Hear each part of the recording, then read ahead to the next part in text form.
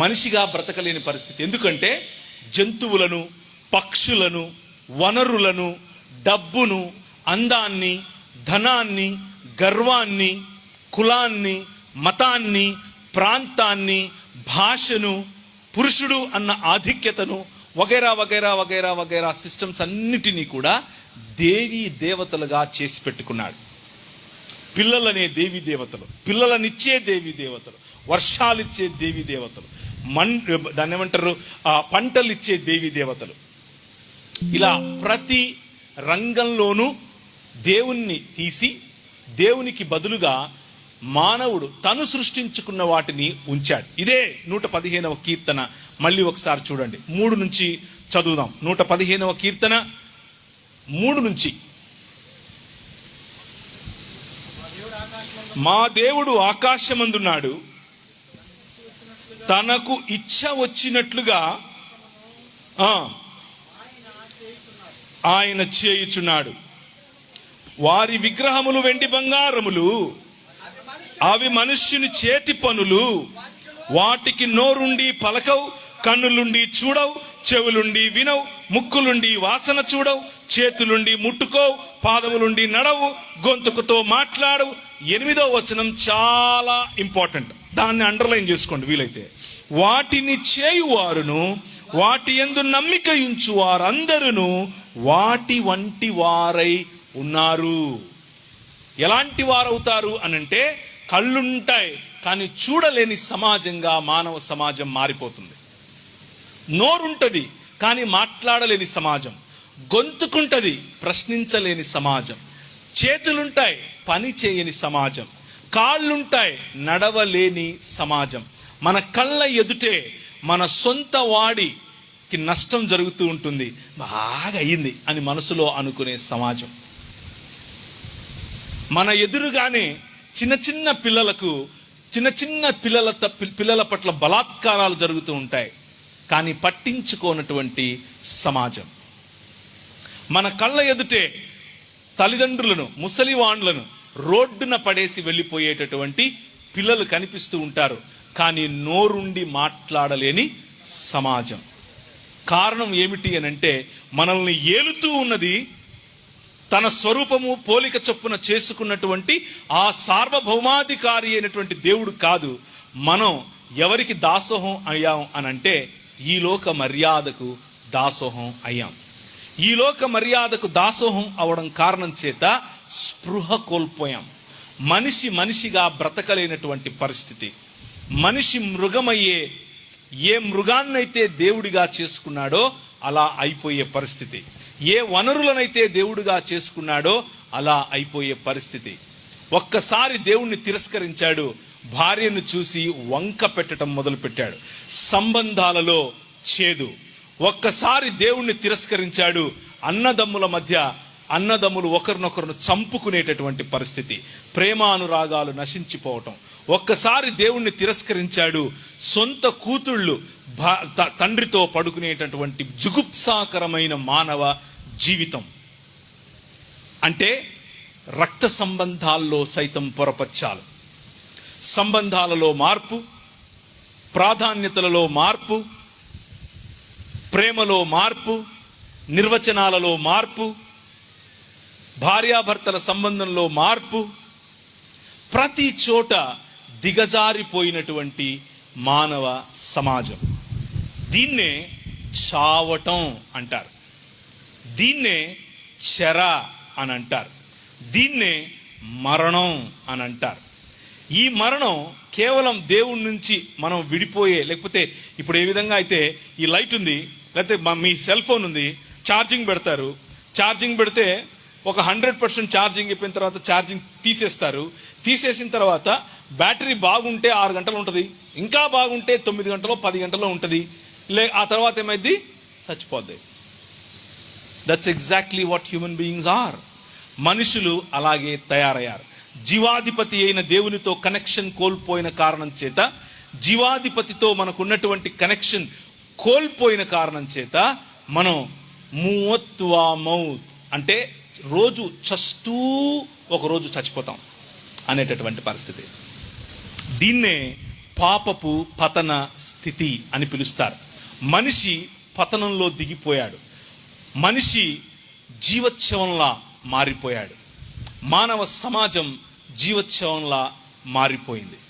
అటువంటి పరిస్థితిలో దేవుడు అన్నాడు, మొదటి రోజు మీరు విన్న సందేశం, దేవుడు అన్నాడు, నా దాసుడైన అబ్రహాము అని అన్నాడు, నా హృదయానుసారుడైనటువంటి అబ్రహాము అని అన్నాడు, నా స్నేహితుడైనటువంటి అబ్రహాము అని అన్నాడు. పిలిచాడు, come out, I'll give you a new nation అని అన్నాడు.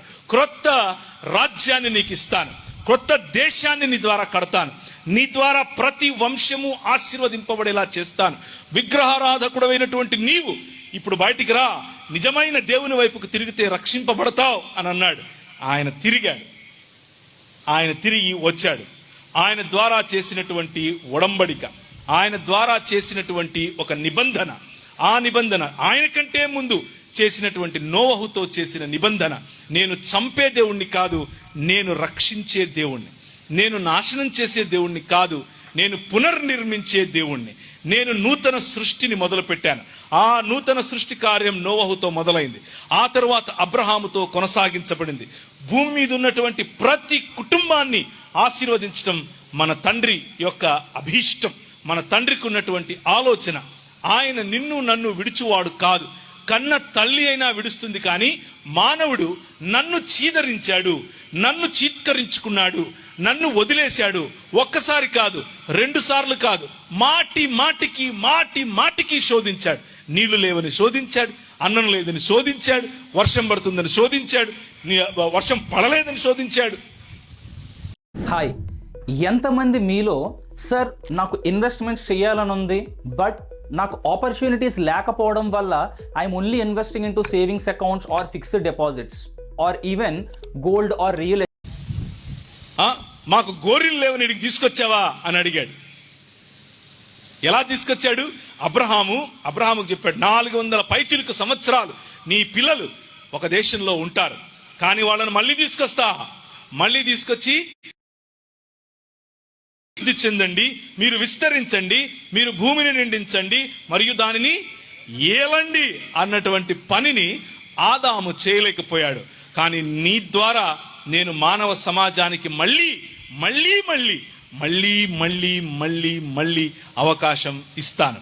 ఒక రోజు వస్తుంది, ఒక రాజు వస్తాడు, ఆయన ఏల్తాడు, గగనాన్ని చీల్చుకొని వస్తాడు, ఆయన ఏల్తాడు, గాడిద మీద వస్తాడు, ఆయన ఏల్తాడు, ఆయనను హత్తుకున్న వారు యెహోవాకు జనులవుతారు అన్నటువంటి సందేశంతో వస్తాడు. అలా రావటానికి ముందుగా అబ్రహాము పిల్లలు ఇస్సాకు మరియు యాకోబు కుమారులైనటువంటి ఇశ్రాయేలును 10 రకాలైనటువంటి దేవీ దేవతలను ఓడించి, నువ్వు కాదు రాజు, ఐ యామ్ ద కింగ్ అన్నాడు. నేను రాజు, ఎవర్రా మీరు రాజులు అని అన్నాడు. అక్కడ రాజుల్లో ముఖ్యంగా వారి పైన ఏలుతున్నది ఎవరు?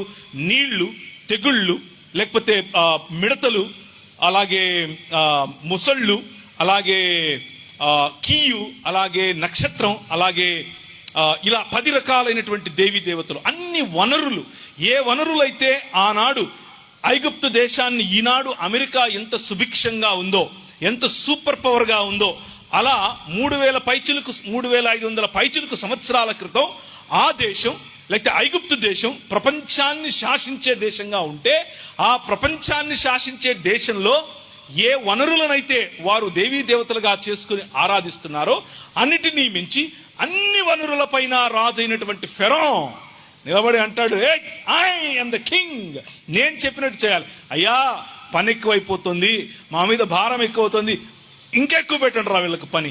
మనుష్యులుగా భావించలేనటువంటి అధికార దుర్వినియోగం ఉన్నటువంటి రాజ్యం, ఆ రాజ్యం ఎదుట నేను ఒక్క ముసలాయనను పంపిస్తాను. ఆ ఒక్క ముసలాయన ఆయనకి ఏమీ చేతర కానట్లుగా 40 సంవత్సరాలు గొర్రెలను మేపించి మరీ పంపిస్తాను.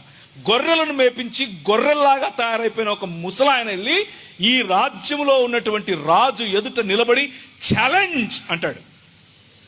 లెట్ మై పీపుల్ గో అంటాడు, నా ప్రజలను పంపించు అని అంటాడు. హే, నువ్వెవరితో మాట్లాడుతున్నావు తెలుసా? ఐఎమ్ జో బైడెన్, నేను ఈ అమెరికా దేశానికి అధ్యక్షుని రా బాబు, నువ్వు నా దగ్గరకు వచ్చి మాట్లాడతావేంటి? Let my people go, let my people go. No, 10 సార్లు మాటికి మొదటిసారి చెప్పినప్పుడు విననందుకు, రెండవసారి చెప్పినప్పుడు విననందుకు, మూడవసారి చెప్పినప్పుడు విననందుకు ఫరో యొక్క హృదయాన్ని దేవుడు వాడి కఠినత్వానికే విడిచిపెట్టి, అనగా మరింత కఠినంగా ఉండేట్లుగా వాడిని చేసి, వాడికున్నటువంటి ప్రతి గర్వానికి ఆధారమైన ప్రతి ఆలోచనను చెరపట్టి ఓడించి వాళ్ళని తీసుకొస్తాడు. ఆరిన నేల మీద సముద్రం రెండుగా చీలితే వస్తాడు. వెనక చూస్తే సైన్యం, ముందు చూస్తే సముద్రం రెండు పాయలవటం. ఈ మానవ సమాజం నూతన సృష్టి కార్యములో మొదలుపెట్టినటువంటి దేవుని చేత పిలువబడినటువంటి సమాజం నడవటం చూస్తాం. ఆ నడిచిన వాడు వెళ్ళిపోయిన తరువాత ఫరో సైన్యం అదే ప్రయత్నం చేయటం. ఐ యామ్ ద కింగ్ అని అనుకున్నటువంటి ఫరో తన యొక్క ప్రజలు ఈ నీళ్ళలో పడి చావటం వీళ్ళు చూస్తారు. పగటిలో మేఘస్తంభముగా, రాత్రిలో అగ్నిస్తంభముగా, నీళ్ళిచ్చు బండగా, మోషే చేతి మీద ఉన్నటువంటి అహరోను కర్రగా ఆయన వారిని వెంబడించటం. పురాతన కాలము మొదలుకొని శాశ్వత కాలము ఆయన ప్రత్యక్షతలు కనిపిస్తూనే ఉన్నాయి అని మీకా గ్రంథం 5వ అధ్యాయం 2వ వచనంలో కనిపిస్తుంది.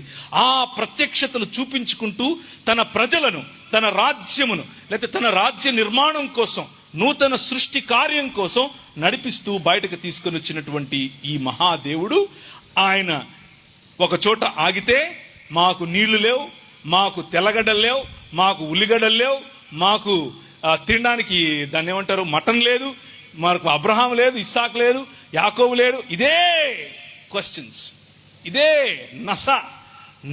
ఎందుకు అనంటే వారికి చేయాల్సిందేమీ లేదు. రాత్రి నోరు తెరుచుకొని పడుకుంటే పొద్దునకంతా దేవదూతల ఆహారం పరిచిపెట్టేవాడు దేవుడు. వేసుకున్న చెప్పులు అరగలేదు, వేసుకున్న బట్టలు చినగలేదు, కానీ వీళ్ళకి కంప్లైంట్స్ మీద కంప్లైంట్స్. మానవుడు దిగజారిన స్వభావం. ఏ మానవులను రక్షించటం కోసమైతే దేవుడు ఒక సమాజాన్ని నిర్మించటం కోసం స్థానికంగా ఉన్నటువంటి దేవీ దేవతల మరియు ఫరో యొక్క శక్తి నుంచి విడిపించుకొని వచ్చి, నేను నీకు కాపరిని, నేను నీకు రాజును, నేను నీకు ప్రియుణ్ణి, నేను నీకు భర్తను, నేను నీకు దేవుణ్ణి అని నిరూపించుకున్నాడో ఆ దేవుని దగ్గరికి వెళ్ళి అంటున్నారు, అక్కడ సమాధులు లేవని ఇక్కడ తీసుకొచ్చావా మమ్మల్ని? The freezing wind cuts through Gaza's camps, leaving families desperate for warmth. But with your help, we can change that. Gaza's camps are filled with people facing the bitter cold. అన్నారు. అక్కడ సమాధులు లేవు, గోరీలు కట్టుకోవడానికి స్థలం లేదని మమ్మల్ని తీసుకొచ్చావా అరణ్యంలో చచ్చిపోవడానికి అని ప్రశ్నిస్తే ఆయన అన్నాడు, నో ప్రాబ్లం. ఆదాము చేసిందే మళ్ళీ అబ్రహాము పిల్లలు చేస్తున్నారు. ఆదాము రిజెక్ట్ చేశాడు, చచ్చాడు. వీళ్ళ ద్వారా మళ్ళీ జీవితం ఇస్తాం అని అంటున్నాను, వీళ్ళు చస్తాం అంటున్నారు. సరే మీ ఇష్టం అన్నాడు. వారికి న్యాయాధిపతులను ఇచ్చాడు. లోకంలో మిగిలిన దేశాలన్నీ రాజును కలిగి ఉంటే ఈయన అన్నాడు, నేనే నీకు రాజును రా, నీకు వేరే రాజు అవసరం లేదు, న్యాయాధిపతులు పెట్టుకోండి. మీరు న్యాయము, కనికరము, ప్రేమ, సమానత్వం, మీ పైన ఎవరు ఉండాల్సిన అవసరం లేదు. బికాజ్ ఎవ్రీ హ్యూమన్ బీయింగ్, ప్రతి మనిషి నా స్వరూపము నా పోలిక చొప్పునున్నాడు. ప్రతి మనిషి రాజు ఏలటానికి నేను పెట్టాను, ప్రతి మనిషి విస్తరించటానికి పెట్టాను, అభివృద్ధి కావటానికి పెట్టాను. మీ పైన ఇంకో రాజు అవసరం లేదు మీకు అన్నాడు. No no no no no no సమూయేలు గ్రంథం దగ్గరకు వచ్చేసింది. సమూయేలు గ్రంథం దగ్గరకు వచ్చి వీళ్ళు అంటున్నారు, సమూయేలు అంతా బాగానే ఉంది, నువ్వు చూస్తేనేమో ముసలోడు అయిపోయావు, నీ పిల్లలు చూస్తేనేమో నీ అంత గొప్పగా ఏమీ లేరు, మాకేం కావాలి? రాజు కావాలి. లాలీపప్ లాగా అడిగారు, మాకు రాజు ఇస్తావా? మిగిలిన దేశాలకు, చుట్టుపక్కల దేశాలు, రాజ్యాలు ఏ విధంగా అయితే రాజును కలిగి ఉన్నాయో మాకు అలాగే రాజు కావాలి. సమూయేలు ప్రభు దగ్గరికి వెళ్ళాడు. ఏమయ్యా వాళ్ళు ఇలా అంటున్నారు? సమూయేలు, don't worry, they are not rejecting you, they are rejecting me as their king. వాళ్ళు తిరస్కరిస్తున్నది నిన్ను కాదు సమూయేలు, నన్ను. They wanted a king. వాళ్ళకు ఒక రాజు కావాలి కదా, చెప్పు వాళ్లకు. ఆ రాజు వస్తే మీ పిల్లలు వాడి కాళ్ళు పట్టాలి, మీ పిల్లలు వాడికి పన్నీరు చల్లాలి, మీ పిల్లలు రొట్టెలెత్తాలి. ఆయన దాన్ని ఏమంటారు, కారులో వస్తుంటే ముందర కొందరు వెనకలు కొందరు పరిగెట్టాలి. మా ఊర్లో ఇలాంటి రాజులు చాలా మంది ఉన్నారు హైదరాబాద్లో. ఓ జనం ఎక్కడ చూసినా వాళ్ళు అక్కడే ఉంటారు. ఒక ఆయన ఇలా ఇలా అంటే ఒక పరిగెత్తుకుంటూ వచ్చి కోట్ తీస్తారు. ఆయన ఉషు ఉషు అంటే అందరూ పడిపోతానే, ఆ తర్వాత మళ్ళా వచ్చి కోట్ వేసుకుంటాడు. ఆ కోట్ వేయడానికి ఇంకొకరు వస్తారు. మీ పిల్లలు ఆయనకు రొట్టెలొత్తుతారు అని ప్రభు చెప్పాడు. మీ పైన రాజ్యం చేయటానికి మతాన్ని ఉపయోగిస్తారు, మీ పైన రాజ్యం చేయటానికి కులాన్ని ఉపయోగిస్తారు, మీ పైన రాజ్యం చేయటానికి ధనాన్ని ఉపయోగిస్తారు, మీ పైన రాజ్యం చేయటానికి వనరులను ఉపయోగిస్తారు, మీ పైన రాజ్యం చేయటానికి ఇచ్చకపు మాటలను ఉపయోగిస్తారు, మీ పైన రాజ్యం చేయటానికి ఈ లోక మర్యాద ఎంత నీచానికైనా దిగజారే ప్రయత్నం చేస్తుంది. దానియేలు గ్రంథం 11వ అధ్యాయం చదివి వినిపిస్తాను తర్వాత, ఇది అవనివ్వండి. సో రాజులు వద్దురా అని అంటే లేదు, మాకు కింగ్ కావాలని అన్నారు. వారు ఎన్నుకున్నటువంటి రాజు ఒకడు, దేవుడు తన హృదయానుసారుడైనటువంటి దావీదును రాజుగా ఎన్నుకున్నాడు. అండ్ నూతన సృష్టి కార్యం, దేవుని రాజ్యము అనేటటువంటి సంపద, దేవుని రాజ్యం అనేటటువంటి ఈ బాధ్యతతో కూడినటువంటి వాగ్దానం దావీదు ద్వారా మళ్ళీ దావీదు కుమారుడైన సొలొమోన్, దావీదు వేరు మరియు చిగురుగా వచ్చేటటువంటి మీకా గ్రంథం 5:2 చెప్పినట్లుగా, ప్రవక్తలందరూ ప్రవచించినట్లుగా, యెషయా ప్రవచించినట్లుగా, ఓబద్యా చెప్పినట్లుగా, జకరియా 2వ అధ్యాయం చెప్పినట్లుగా, మలాకి 4 చెప్పినట్లుగా నీతి సూర్యుడు ఉదయిస్తాడు, నీతి సూర్యుడు ఉదయిస్తాడు, మీ రెక్కలకు ఆరోగ్యం కలుగజేస్తాడు. 600 పైచిలుకు సంవత్సరాలు మీరు పోతారా, దేవుడిని విసర్జించొద్దు, విసర్జిస్తున్నారు, మీరు పోతారు అని చెప్పినా విననప్పుడు దేవుని రాజ్యముగా ఉన్నటువంటి ఇశ్రాయేలు 2 ముక్కలైపోతుంది. ఉత్తర దేశము మరియు దక్షిణ దేశం. ఉత్తర దేశంలోనికి మరియు దక్షిణ దేశంలోనికి ఒకరి తర్వాత ఒకరు రాజులు రావటం, దేవాలయమును చెరపట్టడం, సొలొమోను నిర్మించిన దేవాలయాన్ని చిన్నాభిన్నం చేయటం, కుక్కలు చింపిన విస్తరిగా సమాజం మొత్తం, అనగా దేవుని యొక్క రాజ్యం అది క్షీణించిపోయేలా దేవుడు అన్యాయానికి, మీరు నా ప్రజలు అనుకుంటున్నారు, మీరు నన్ను విసర్జిస్తే ఎక్కడికి వెళ్తారు?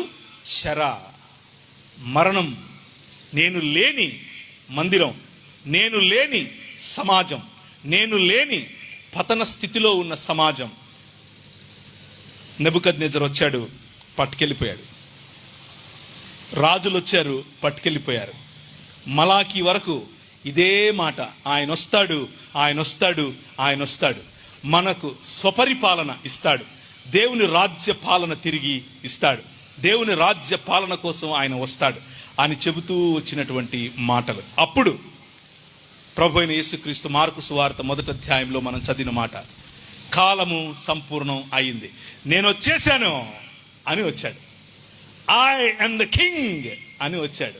నేను రాజును, I am the ruler, I am the father, I am your lover and I am your husband and I am the true God. నేను నీ దేవుణ్ణి, నేను నీ భర్తను, నేను నీ ప్రియుణ్ణి, నేను నీ కాపరిని, నేను నీ రాజును అని చెబుతూ వచ్చినటువంటి రక్షకుడు యేసు క్రీస్తు ప్రభు. అయితే ఈయన మనిషి ఏ విధంగా అయితే పాలించాలనుకున్నాడు, ఎలా పాలించాలనుకున్నాడు? Here's the reality. Your college degree took 4 years and $100,000. AI skills, 28 days and $20. Guess which one your boss cares about more in 2026? Stop. Please stop using ChatGPT like it's Google. Get AI certified in 28 days and you won't recognize yourself. So I'm over 42 and I just got AI certified in less than a month. One program changed everything. I didn't quit my job or spend thousands on courses. Instead, I joined the 28-day AI challenge. What if I've never worked with AI before? Perfect. This challenge is built for people over 40. Yeah. A simple learning routine that fits your life, not disrupts it, and the best part, you're AI certified at the end. So when does the program start showing results? In 1 week, you'll feel unstoppable. Yeah. In 2 weeks, you'll have your strategy. In a month, you'll wonder why you didn't start sooner. Tap the screen to join us.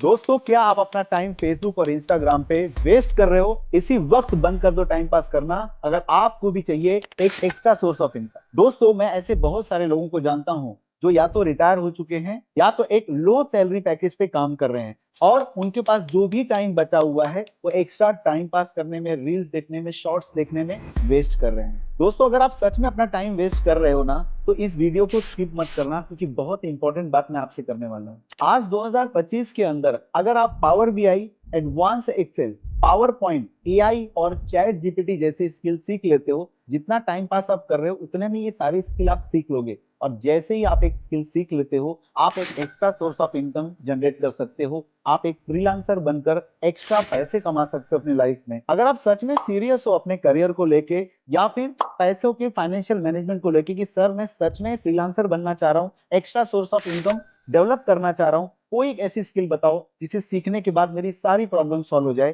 तो उस advance skill का नाम है Microsoft Excel. Hello दोस्तों, मेरा नाम है राज सिंह, मैं एक माइक्रोसॉफ्ट सर्टिफाइड ट्रेनर हूँ। पिछले 16 सालों से मैं इंडस्ट्री में ट्रेनिंग दिया हूँ। 1, 2, 3 नहीं 300 से भी ज्यादा कंपनीज को अब तक मैं ट्रेन कर चुका हूँ। आप टाटा, डाबर, रिलायंस, इन्फोसिस या ICICI बैंक, SBI की बात कर लो, हर सेक्टर में मेरे स्टूडेंट हैं, क्योंकि मैंने अब तक 5 लाख से भी ज्यादा लोगों को पढ़ाया हुआ है। और ये सारी ट्रेनिंग देने के बाद मैं आप लोगों के लिए एक पावरफुल वर्कशॉप लेकर आया हूँ ऑनलाइन, जो कि हिंदी भाषा में है और सिर्फ 3 घंटे का वर्कशॉप है। इस 3 घंटे के वर्कशॉप के अंदर मैं आपको वो सारी स्किल सिखाऊंगा जो टॉप डिमांडिंग है, जैसे कि पिवट टेबल की बात कर लो या एडवांस एक्सेल के फॉर्मूलाज की बात कर लो, फ्लैश फिल की बात कर लो या VLOOKUP जैसे फॉर्मूलाज की बात कर लो। AI और चैट GPT का यूज करके कोई बायोडाटा, रिज्यूमे बनाना हो गया या कोई कंपनी के ईमेल्स राइट करने हो गए, कोई high demanding power point presentation बनाना हो गया जिसे आप बनाकर सेल आउट भी कर सकते हो ऑनलाइन। तो फ्रीलांसिंग के लिए कैसे रेडी हो, किन वेबसाइट्स पे कैसे रजिस्टर करें, वहां पर आप क्या सर्विस ऑफर कर सकते हो कि आपको इंडियन रुपीस ही नहीं जबकि डॉलर्स में भी आपकी इनकम हो सकती है। वर्क फ्रॉम होम, घर बैठे आप भी काम कर सकते हो, आपकी वाइफ, आपकी सिस्टर भी काम कर सकती है। ये सारी प्रॉब्लम का सोल्यूशन इसी 3 घंटे के वर्कशॉप में मैं आपको देने वाला हूँ। ये पूरा वर्कशॉप हैंड्स ऑन है, मैं आपको प्रैक्टिस फाइल दूंगा, आप डाउनलोड करोगे, मेरे साथ लाइव आप प्रैक्टिस करोगे और 3 घंटे के बाद सर्टिफाइड करूंगा मैं आपको कि ये आपको आता है। और प्रैक्टिस करने के बाद आपका कॉन्फिडेंस जो आज यहाँ पर है, कोई आपकी मदद नहीं कर रहा है, कोई आपकी हेल्प नहीं कर रहा है, मैं Raj Singh as a Microsoft certified trainer आपको प्रॉमिस करता हूँ कि ये कॉन्फिडेंस इस लेवल पे मैं लेकर जाऊंगा। आपकी सारी अपॉर्चुनिटीज के दरवाजे खुल जाएंगे, आपको नेटवर्किंग करने मिलेगा, अच्छे लोगों से, अच्छे दोस्तों से ऑनलाइन फ्रेंडशिप करने मिलेगा और आप एक एक्स्ट्रा सोर्स ऑफ इनकम के लिए रेडी हो पाओगे। तो इंतजार किस बात का है, नीचे दिए गए लिंक पर अभी क्लिक करो। एक सवाल आपके अंदर आ रहा होगा कि सर इतना कुछ पढ़ाओगे तो फीस बहुत ज्यादा लोगे। बिल्कुल भी नहीं। अगर ये वर्कशॉप आप अभी ज्वाइन करते हो 199 रुपीज, 200 रुपए में भी 1 रुपए कम, इतने कम फीस के अंदर मैं आपको ये सारी फैसिलिटीज, सारी सर्विसेज ऑफर कर रहा हूं। तो अगर आप सच में अपनी लाइफ को चेंज करना चाह रहे हो तो जिंदगी की नई शुरुआत कीजिए, मेरे साथ इस वर्कशॉप में पार्ट लीजिए। नीचे दिए गए लिंक पर अभी क्लिक कीजिए और मैं राज सिंह आपको मिलता हूं वर्कशॉप के अंदर।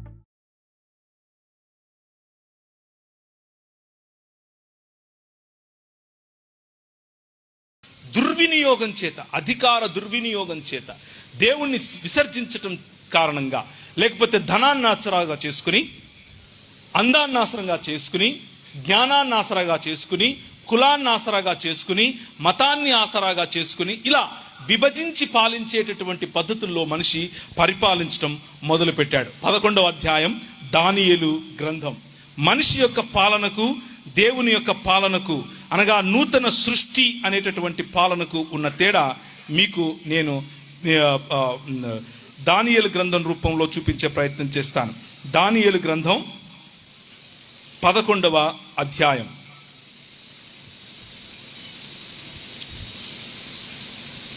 రెండవ వచనం సంపత్తి చేత ఏలుబడి చేసేటటువంటి రాజులు. 3వ వచనం శూరత్వంతో ఏలుబడి చేసే రాచరికం. 6వ వచనం సంధి చేత, అనగా కోయలిషన్ గవర్నమెంట్ అని పిలుస్తారు. NDA, UPA వగేరా వగేరా అన్ని ఇవే. సంధి చేత పరిపాలించే పద్ధతులు. 20వ వచనం పన్ను చేత పరిపాలించే పద్ధతులు. 21వ వచనం ఇచ్చకపు మాటల చేత పరిపాలించే పద్ధతి. మిత్రం అంటారు కదా, అది ఇదే.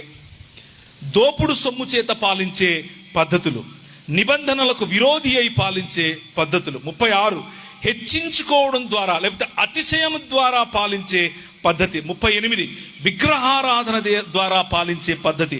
39 విభజించటం ద్వారా పాలించే పద్ధతి. మనిషి పైన రాజ్యం చేయటానికి, మనిషిని కొల్లగొట్టడానికి, మనిషి పైన రాజుగా ఉండటానికి ఇలాంటివన్నీ ఉపయోగిస్తాడు. ముఖ్యంగా విభజించి పాలించేటటువంటి ఆలోచన. సమాజాన్ని పతన స్థితిలో ఉన్న మనిషి విభజిస్తాడు. కులం పేరట విభజిస్తాడు, రంగు పేరట విభజిస్తాడు, ఉపకులం పేరట విభజిస్తాడు, ఉపకులంలో మళ్ళీ ఉపకులం చేత పేరట విభజిస్తాడు, మీ నాయన ఇంటి పేరు మీద విభజిస్తాడు, మీ అమ్మ ఊరి పేరు మీద విభజిస్తాడు. మనిషి విభజించటమే నేర్చుకున్నాడు. విభజించి పాలించేటటువంటి ఈ విగ్రహారాధన పాపము అనేటటువంటి ఈ సమాజాన్ని తిరిగి నిర్మించాలి, తిరిగి ఒకటి చేయాలి. ఎవ్రీ హ్యూమన్ బీయింగ్, ప్రతి మనిషి దేవుని యొక్క స్వరూపము మరియు పోలిక చొప్పున ఉన్నాడు అన్న స్పృహలోనికి తీసుకుని రావటం. The reason behind your overthinking is your brain is caught in a negative loop. Hi, I'm Dr. Meghna Dikshit, a brain and performance expert for 28 years. I've helped over 2 lakh people remove success blockers and achieve extraordinary results in life.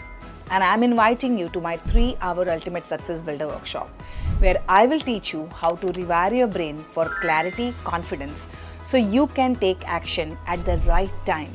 Click the link below and register today. Let's reprogram your mind together.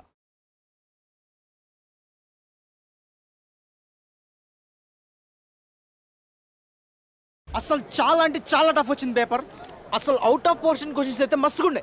అందరు fail అవుతారు, so re exam conduct చేయాలి డెఫినెట్గా. అసలు ఎంత tough వచ్చిందంటే paper MPC అని అన్నట్టుండే. నా ముందున్న అమ్మాయి అయితే అసలు 3 గంటలు ఏడుస్తుంది పాపం. వాళ్ళ ఇంట్లో తల్లిదండ్రులు తనేస్తారు ఫెయిల్ అయితే. Please sir, re exam conduct చేయాలి. ఇలాగైతే బీటెక్లో ఎవరు జాయిన్ కారు, సీట్లన్నీ వేస్ట్ అయిపోతాయి. పక్క రాష్ట్రాల వాళ్ళకి ఇది బెనిఫిషియల్ అయిపోతుంది. తెలంగాణ ముఖ్యమంత్రి గారికి ఇదే నా విన్నపం, దయచేసి రీ ఎగ్జామ్ కండక్ట్ చేయండి సార్. నా కోసం కాదు, వీళ్ళ కోసం, ఈ పసి ప్రాణాల కోసం. Our latest blockbuster film Little Hearts with extended cut, streaming now on ETV Win.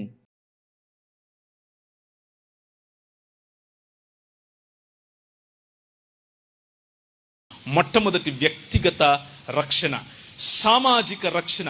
ప్రతి మానవ సమాజం ఒక శరీరముగా దేవుడు యేసు క్రీస్తు అనే శరీరంలోనికి నిన్ను పిలుస్తున్నాడు.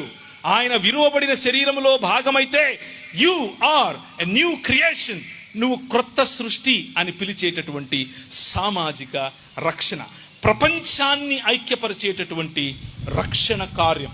ఒకసారి ఎఫెసీయులకు రాసిన పత్రిక 1వ అధ్యాయం, ఎఫెసీయులకు రాసిన పత్రిక 1వ అధ్యాయం 10వ వచనాన్ని చూడండి. ఈ సంకల్పమును, దేవునికి ఒక సంకల్పం ఉంది. ఆ సంకల్పం ఏమిటి అంటే, చాలా మంది ఏమనుకుంటారు అని అంటే, దేవునికి ఉన్న సంకల్పం ఏంటంటే, నేను ఇక్కడ బతకాలి, చచ్చిపోగానే నన్ను ఎక్కడ తీసుకెళ్తాడు, వేరే లోకం ఒకటి ఉంది, ఆ లోకంలో వెళ్ళిపోతాం. మన పొరుగువారు వాళ్ళు వీళ్ళు చెప్తున్నట్లుగా రంభా ఉర్వశి మేనకులు డాన్స్ చేస్తూ ఉంటారు, పైనుంచి వచ్చి ఇలా పోస్తుంటే మనం ఇలా తాగెత్తుంటాం అని వాళ్ళు అనుకుంటే, మనకి ఇక్కడ ఏదో ఇంకా వేరు రకాలైనటువంటి అదొక విగ్రహం తయారు చేసుకున్నాం. But what is the actual purpose? ఈ ప్రపంచాన్ని విడిచి ఎక్కడికో వెళ్ళిపోవటమా మన పర్పస్? మేము చిన్నప్పుడు మా అమ్మ, మేము క్యాథలిక్ కుటుంబంలో పుట్టాను, క్యాథలిక్గా పెరిగాను. మా అమ్మ మమ్మల్ని వేలాంకన్ని అనే ప్రదేశానికి తీసుకెళ్ళేది. అక్కడ సముద్రం, ఆ సముద్రం ఒడ్లో నేను మా అన్న ఆడుకునేవాళ్ళం. ఆడుకుని సముద్రం ఒడ్లో ఆడుకునేటప్పుడు ఏం చేస్తాం మనం? ఇసుకతో ఇల్లు కట్టుకుంటాం కదా, మంచిగా ఇసుక మెడలు కడతాం. ఇసుక మెడలు కట్టిన తర్వాత మా గుండు కొట్టేటోళ్ళు పైన గంధం పెట్టేది, సలసల కాగుతూ ఉండేది అనమాట. అబ్బా ఎలా ఉండేదంటే, మా అమ్మ కేకేస్తుంది, రే అన్నమైంది వచ్చేసే అనగానే, అంటే మంచి చేపలు ఉండదు, ఉప్పు చేపలు తినడానికి టైం అయిందని చెప్పేసి, ఇప్పుడు ఏం చేయాలి, మేము తయారు చేసుకున్న ముచ్చటగా చేసుకున్నటువంటి ఈ ఇసుక మేడలు ఏం చేస్తాం, మేము పరిగెత్తుకుంటూ వచ్చి నేను మా అన్న మా కాళ్ళతో మేమే దాని తొక్కి ఇంటికి పోతాం. మన దేవుడు అలాంటి అంటారా? Is our God like that?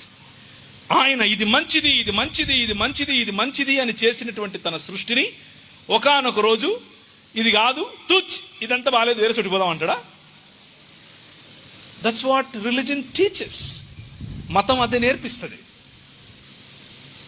But మానవుడు తన అధికార దుర్వినియోగం చేత ఈ ప్రపంచంలోనికి ఏ మలినాన్నైతే తీసుకొచ్చాడు, ఏ పాపాన్నైతే తీసుకొచ్చాడు, ఏ మరణాన్నైతే తీసుకొచ్చాడు, ఏ దరిద్రాన్నైతే తీసుకొచ్చాడు, ఏ విభజననైతే తీసుకొచ్చాడు, ఏ హెచ్చుతగ్గులనైతే తీసుకొచ్చాడు, పాపము యొక్క పర్యవసానమైనటువంటి మరణాన్ని జయించటం కోసం, తిరిగి ఒకటి చేయటం కోసం భూమి ఆకాశములను సృష్టించినటువంటి దేవుడు భూమి ఆకాశముల నడుమ ఒక అగాధము వచ్చేలా మానవుడి నిర్ణయం ఎప్పుడైతే జరిగిందో, ఒక్క మానవుడు మళ్ళీ రావాలి.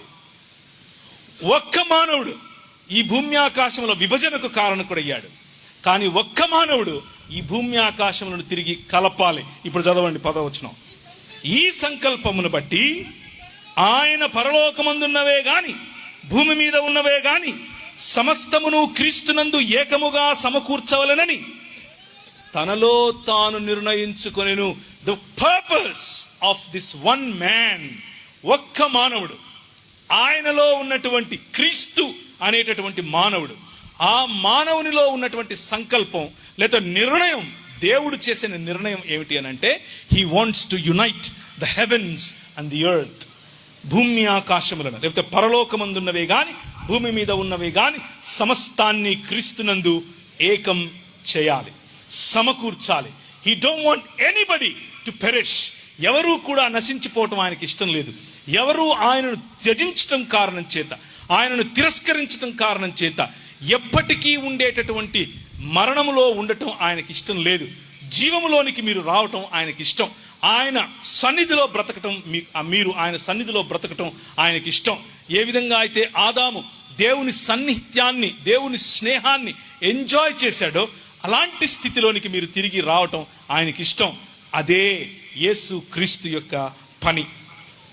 యేసు క్రీస్తు అనే ఈ మానవుడు ఈ ప్రపంచానికి వచ్చి ఏ మరణమైతే మానవులను బెదిరిస్తోందో, ఏ మరణమైతే మానవుణ్ణి చంపేస్తోందో, ఏ మరణాన్నైతే మానవుడు జయించలేకపోతున్నాడో, మరణం అంటే భయపడిపోతున్నాడో, ఎంత పాలెగాడైనా సరే, ఎంత తోపైనా సరే, చివరికి ఫరో అయినా సరే చచ్చి తీరాల్సిందే అన్నటువంటి ఆ సర్టనిటీ, అంత ఖచ్చితమైన నిక్కచ్చిగా ఉండే సత్యాన్ని ఆయన ఆలింగనం చేసుకున్నాడు. He made the cross as his throne. ఆయన ఎక్కిన సిలువను తన సింహాసనముగా చేసుకున్నాడు. తన సింహాసనంగా చేసుకుని మరణమాన్ని ముల్లెక్కడాన్ని మరణం కళ్ళలో కళ్ళు పెట్టి చూసి దాన్ని ఆలింగనం చేసుకుని 3వ దినాన తన శరీరమందు, ఏ శరీరంలో అయితే మరణాన్ని ఆయన పొందుపరిచాడో, మరణాన్ని ఆయన ఒకటిగా తీసుకొచ్చాడో, అదే శరీరాన్ని 3వ దినాన తిరిగి లేపి, మరణమా నీ ముల్లెక్కడా అని అడిగాడు. That is gospel. నువ్వెప్పటికీ చనిపోయినటువంటి శరీరంతో బయటకు వస్తావు. నువ్వెప్పటికీ నశించినటువంటి శరీరంతో బయటకు వస్తావు. నువ్వే కరోనా తాకనటువంటి శరీరంతో బయటకు వస్తావు. నిన్ను కాల్చినా, నిన్ను పూడ్చినా, నిన్ను కాకులకు గద్దలకు వేసిన ఆయన సృజనాత్మకత కలిగిన ఈ సృష్టికర్త అయిన దేవుడు నిన్ను తిరిగి జీవింపజేయబోతున్నాడు. పునరుత్థానములోనికి తీసుకుని రాబోతున్నాడు. ఆయన శరీరములో he bound the death and the eternity together.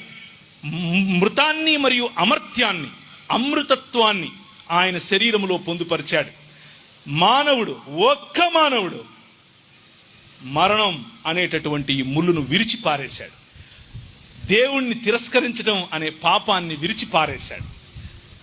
3 ప్రశ్నలు ఏవైతే ఆదాము దగ్గరికి, లేకపోతే 3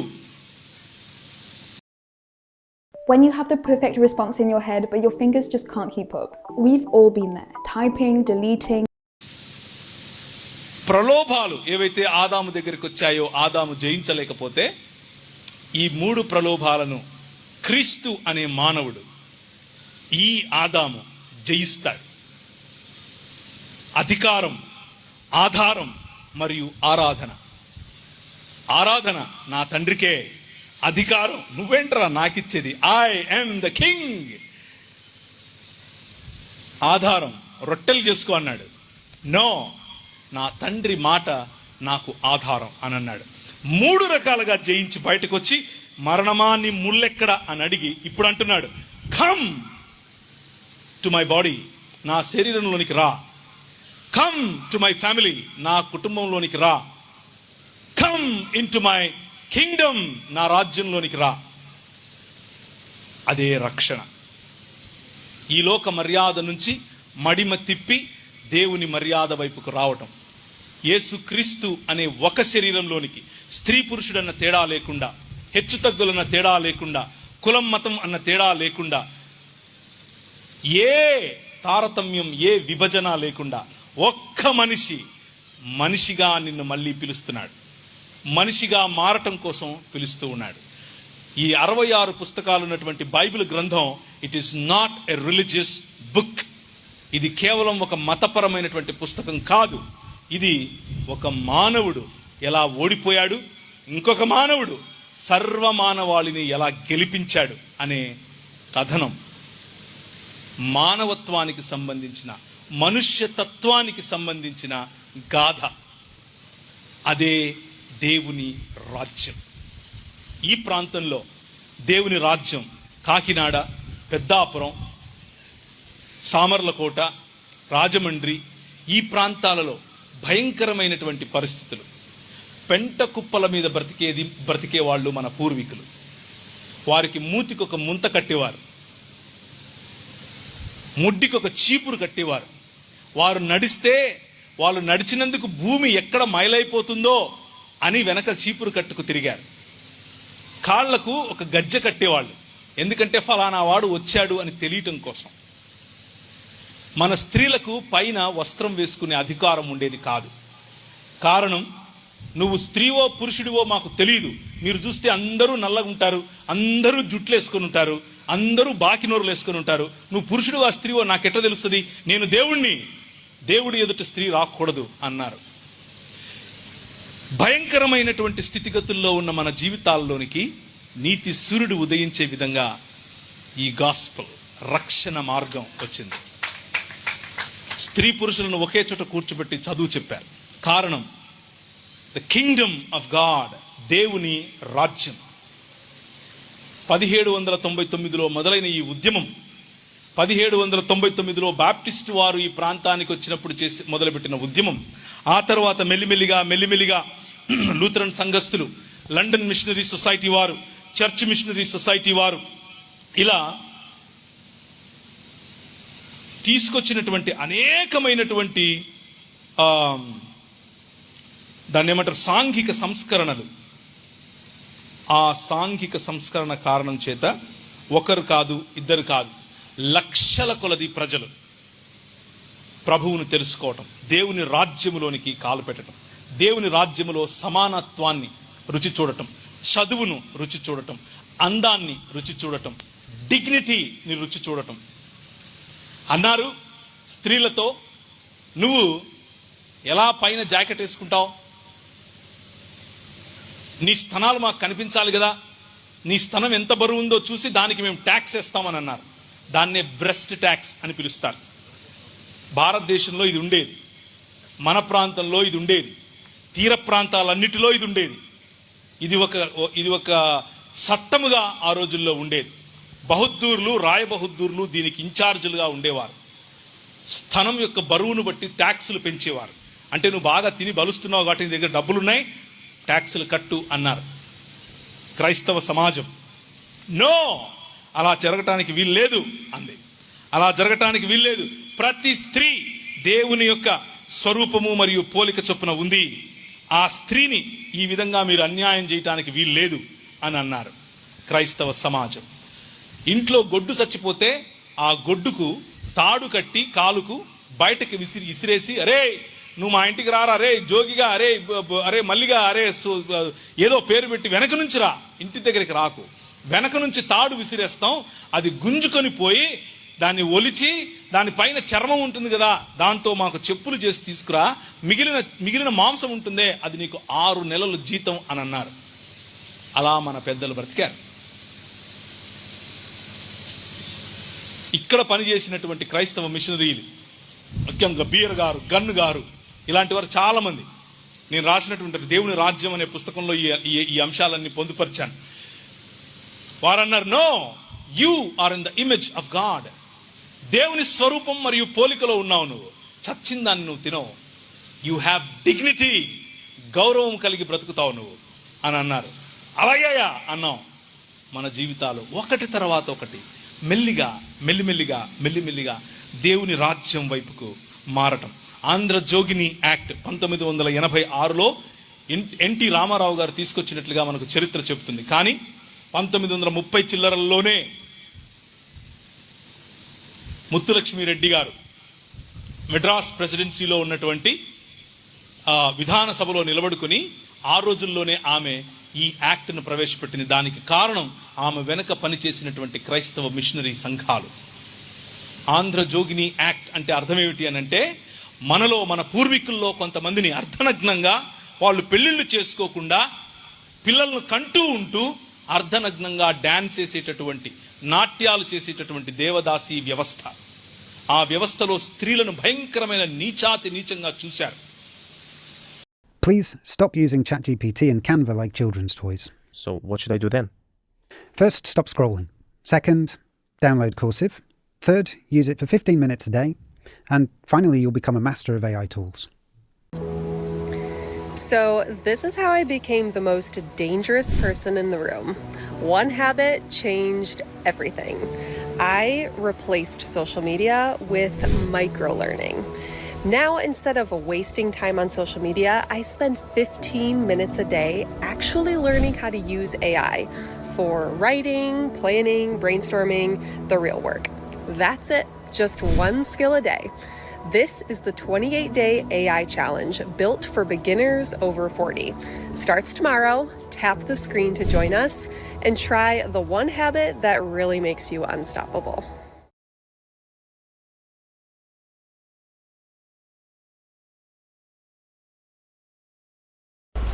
जय गौ माता, जय गोपाल। आप देख रहे हैं गोकुल धाम गौ सेवा महातीर झज्जर हरियाणा में। ये हमारा आईसीयू वार्ड है। इस वार्ड के अंदर जितनी भी जो हमारी गौ माताएं हैं, जितना भी गौवंश है, वो सब मेजर एक्सीडेंट है। यहाँ पर कोई भी गाय खड़ी नहीं हो सकती।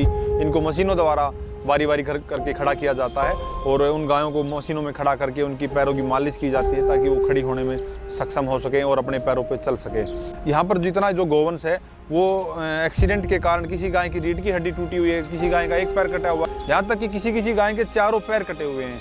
तो आप इन गौवंश की पीड़ा समझ सकते हैं। और इन गायों को, सभी गायों को यहीं पे चारा पानी दिया जाता है। सुबह शाम इनको पलटी लगाई जाती है ताकि इनको जख्म न बने और इनको बैठाया जाता है। गोकुल धाम की जो एम्बुलेंस सेवा है वो 24 घंटे निरंतर जारी रहती है। दिन हो, रात हो, सर्दी हो, गर्मी हो, बारिश हो, कभी भी हमारी एम्बुलेंस सेवा रुकती नहीं है। कोई भी गाय रोड पे एक्सीडेंट होती है, बीमार होती है या दुर्घटना में कहीं घायल होती है, उनको लाकर यहाँ पर सेवा की जाती है और ये पूरी की पूरी सेवा निःशुल्क है। गोकुल धाम में अभी लगभग 1000 से ज़्यादा गौवंश उपचाराधीन है और पिछले 10 वर्षों में गोकुल धाम ने 75,000 से अधिक गायों का इलाज किया, जो कि आप ఆ పరిస్థితుల్లో క్రైస్తవ ఆలోచన, మనిషిని మనిషిగా గుర్తించినటువంటి వ్యవస్థలను చెరపట్టి క్రీస్తు పాదాలకు తీసుకుని వచ్చే ఆలోచన. 1835లో అందరికీ ఇంగ్లీష్ ఎడ్యుకేషన్, 1795లో శూద్రులకు సైతం ఆస్తి హక్కు. ఇప్పుడు ఎవరైతే పెద్ద కులాల వాళ్ళం మేము అని చెప్పుకుంటున్నారో వారు కూడా శూద్రులే. వారికి ఆస్తి హక్కు ఉండేది కాదు. వారు పండించిన పంట పైన వారికి హక్కు ఉండేది కాదు. అది తీసుకొచ్చి ఇచ్చింది క్రైస్తవ సమాజం. 1773లో అందరికీ సమానమైనటువంటి న్యాయం. 1833లో పిల్లలను చంపకూడదు అన్నటువంటి చట్టం. 1913లో అందరికీ ఎడ్యుకేషన్. 1913లో స్లేవరీ అబాలిష్మెంట్ యాక్ట్, అంటే మానవులను బానిసలుగా అమ్మటానికి, కొనటానికి, క్రయ విక్రయాలు చేయటానికి వీలు లేదు అన్నటువంటి ఆలోచన. ఇదంతా కూడా క్రైస్తవ సమాజం వేళ్లకు లెక్క పెడితే ఎంతమంది ఉంటారో అంతమంది ఉన్నటువంటి క్రైస్తవ సమాజం మాత్రమే ఈ దేశానికి ఒక బహుమతిగా ఇచ్చింది. ఈరోజు మీ పిల్లలు చదువుకుంటున్నారు, క్రైస్తవ సమాజం చేసినటువంటి పని. ఈరోజు మీ ఆడపిల్లలు చదువుకుంటున్నారు, క్రైస్తవ సమాజం చేసినటువంటి పని. ఈరోజు మీరు రాయి దగ్గర, రప్ప దగ్గర కాళ్లను చేతులను నరుక్కోవటం ఈరోజు చట్టరీత్యా నేరం. అది క్రైస్తవ సమాజం తీసుకొచ్చినటువంటి విప్లవం. ఈరోజు మీ పిల్లలకు దాన్ని ఏమంటారు, మీరు నాలుకలకు, గొంతులకు చువ్వలు పొడుచుకోవటం లేదు. దానికి కారణం క్రైస్తవ సమాజం తీసుకొచ్చినటువంటి చట్టం. ఆ రోజుల్లో పిల్లలను రథాల కింద పడేసేవారు, దేవుడు అనుగ్రహిస్తాడు అని అనుకున్నారు. మనం ఏం చదివాం? అవి కళ్ళుండి చూడవు, నోరుండి మాట్లాడవు, వాటి యందు విశ్వాసం ఉంచి వారు అలాంటి వారే అవుతారు. సొంత పిల్లలను చంపుకునే సమాజములో మనం బ్రతికాం.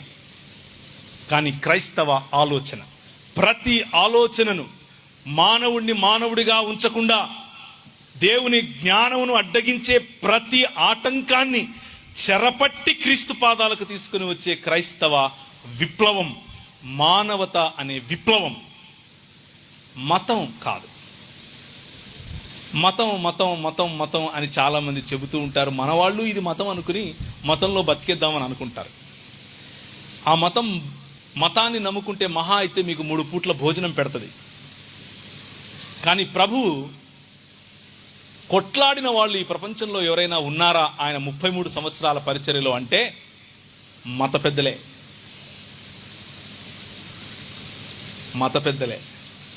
ఆఖరి ఒక్కరోజు పిలాతు ఎదుట నిలబడి మాట్లాడితే పిలాతు కూడా ఏమన్నాడు? బిహోల్డ్ ద మ్యాన్ అన్నాడు. ఇదిగో మానవుడు అన్నాడు.